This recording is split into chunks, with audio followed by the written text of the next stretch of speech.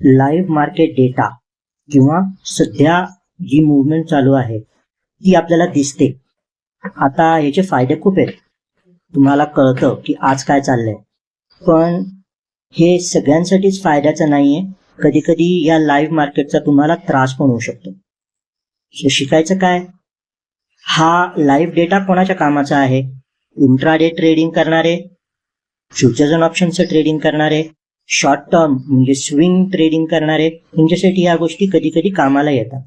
पण जर तुम्ही इन्व्हेस्टमेंट केली असेल तर हा लाईव्ह डेटा कदाचित तुमच्या काही कामाचा नाही, कारण आज जी मुवमेंट आहे ही आजच्या घडामोडींवर अवलंबून आहे. आज जे पॉझिटिव्ह निगेटिव्ह होत आहे त्याच्यावर ही मुवमेंट अवलंबून आहे. कदाचित 6 महिन्यानंतर तुम्हाला ही मुवमेंट का झाली, कशामुळे झाली हे कळणार पण नाही. ही लाईव्ह मुवमेंट बघत राहिलात तर कधी कधी गरजेच्या आधी बाईंग सेलिंग होऊ शकतं.